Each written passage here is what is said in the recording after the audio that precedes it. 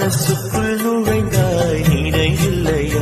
உன்னை சுற்றி சுற்றி வந்தே நினைவில்லையா? என்னை சுத்தமாக மறந்தே நினைவில்லையா? அதை சொல்லத்தான் நினைக்கின்றேன், நான் சொல்லாமல் தவிக்கின்றேன்.